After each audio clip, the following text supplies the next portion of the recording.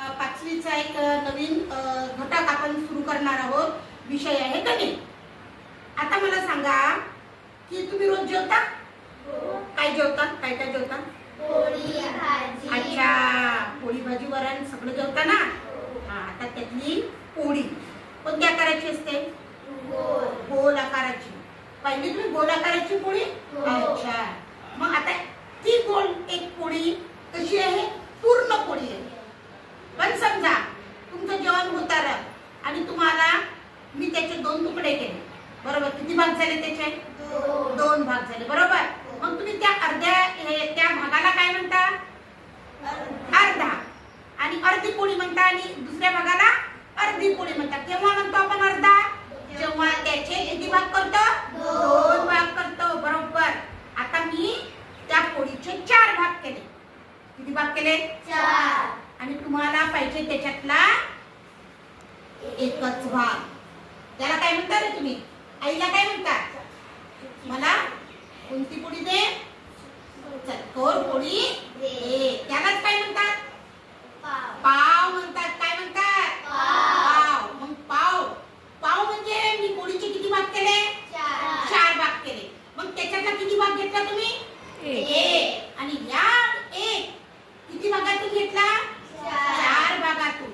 म्हणजे 1 कितीतून घेतला? 4तून. म्हणून याला म्हणतात 1/4. म्हणजे 4तून 1 भाग घेतला. यालाच म्हणतात मराठीमध्ये अपूर्णांक. काय म्हणतात? अपूर्णांक. आणि तोच धडा आपल्याला आज शिकायचा आहे, अपूर्णांक. मग जेव्हा तुम्ही पोळीतले 2 भाग घेता तेव्हा आपण काय म्हणणार त्याला? 2/4 म्हणजे 2/4. 3 भाग घेतले तर 3/4. Very good. आणि पूर्ण भाग असेल तर मग आपण त्याला 1 म्हणतो किंवा 4 भागाला 4 म्हणतो किंवा जेवढे भाग कराल तेवढे भागाला तेवढे असले की त्याला पूर्ण म्हणतात. मग तुम्हाला अपूर्णांक सोपा जावा असं वाटतं का? मग त्यासाठी मी काय केलेलं आहे, एक अतिशय छानसं साहित्य तुमच्यासाठी आणलेलं आहे. याचं नाव आहे फ्रॅक्शन बोर्ड. काय नाव आहे याचं? Fraction board. आणि तुम्हाला या साहित्याच्या सहाय्याने ऐकलं तर तुम्हाला मनोरंजक वाटेल की नाही? आनंद वाटतो की नाही? रटाळवाणं वाटतं का? नाही. बघा इथं मी त्याला पंख म्हणून वेगवेगळे भाग लावलेले आहेत. बघा इथे आता जी पोळी होती आपली, बघा तिचे किती भाग केले मी? 4. आणि एका भागाला काय केलं? 4 पैकी 1 भाग घेतला, बरोबर? म्हणून त्याला 1/4 म्हटलं. आता वरचा जो असतो त्याला म्हणतात अंश. काय म्हणतात? अंश. आणि खालच्या भागाला छेद. आणि वाचन करत असताना कसं वाचन करायचं? 1/4. 1/4. मग हा पण किती? 1/4. हा सुद्धा 1/4. आता बघूया तुम्हाला वाचता येतं का? मी बोट ठेवेल तो वाचन करा. 1/6. बरोबर. आता मला याच्यातला छेद किती आहे ग? 6 आहे. आणि अंश किती आहे प्रिया? 1 आहे. अंश 1 आहे. मग छेद जेवढा असतो तेवढे आपण त्याचे भाग केलेले असतात. चला पुढचं काढते. तू वाच ग जोया. हे किती आहेत? 1/8. Very good. 1/8. किती भाग केले असतील मग जोया त्याचे? आपण 8 भाग केलेले असेल. शाबास. सुप्रिया तू वाच. 1/3. मग सांग बरं हा वरचा काय आहे? अंश. आणि हा छेद. आणि तुला वाचन पण आलं 1/3. मग मी त्या पूर्ण भागाचे किती भाग केले होते? 3 भाग. म्हणजे तुम्हाला वाचन सुद्धा आलं, बरोबर? छेद आणि अंश समजला, बरोबर? आता याच्यावरूनच तुम्हाला अजून काहीतरी शिकल्या जाते. काय शिकल्या जातं तर बघा बरं.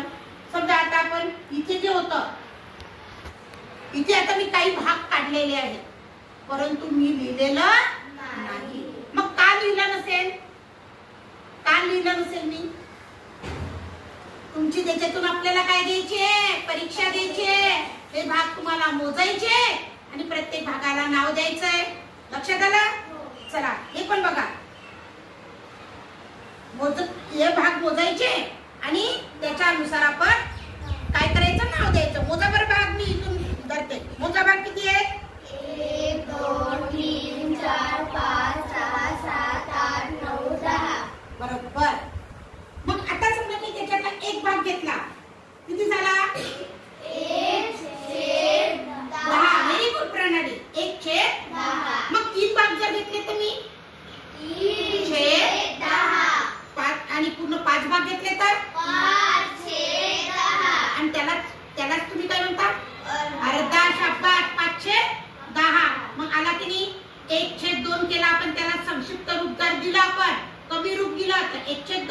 1/2 चा अर्थ होतो अर्धा.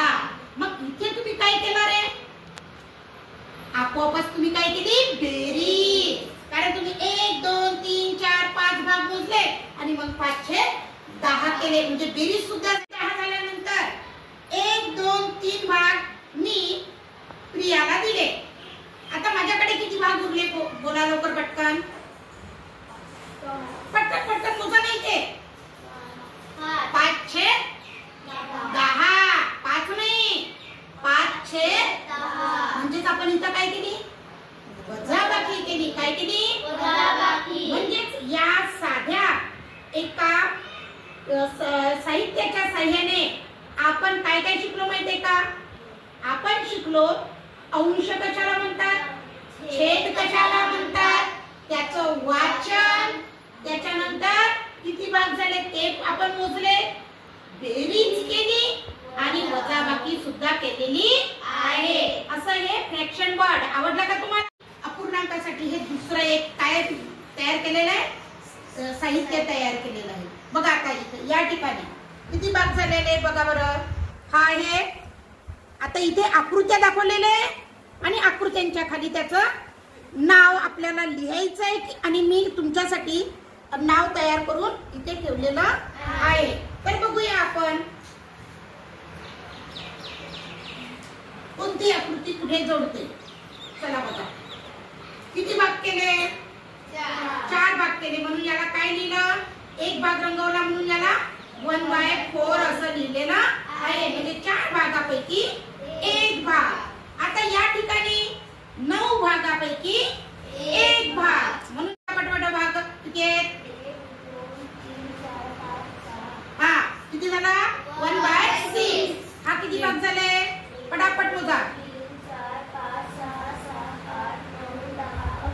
11. 1/11. 1/11 असं पद्धतीने तुम्हाला. हा किती आहे?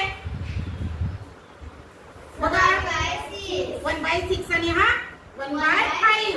अशा पद्धतीने तुम्ही या ठिकाणी अंश, छेद आणि याच प्रकारे चित्रांचं रंगरंगोटी तुम्ही करू शकता.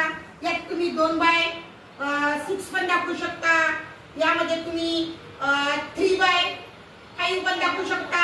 बरोबर. त्याकरता तुम्हाला किती भाग रंगवावे लागतील? 3 भाग रंगवावे लागेल. 3 भाग रंगवायचे. 2 भाग तुमचे खाली राहतील. आणि वाचन कसं कराल? 3/5. कसं वाचन कराल? 3/5. म्हणजे 5 भागापैकी किती भाग रंगवले? 3. आणि ह्या पद्धतीने आपण याला म्हणतात अपूर्णांक. याच अपूर्णांकाचे आपण अंश, छेद, वाचन, त्यानंतर लेखन आणि त्यासोबतच आपण बेरीज आणि वजाबाकी शिकलेलो आहोत. तर असे हे आपले 2 साहित्य हे आपण अपूर्णांकासाठी वापरलेले आहे. तुम्ही पण अशाच प्रकारचे वेगवेगळे साहित्य तयार करून आपल्या विद्यार्थ्यांना छानपैकी अपूर्णांक हा पाठ किंवा घटक शिकवू शकतो. आवडलं तुम्हाला? Very good.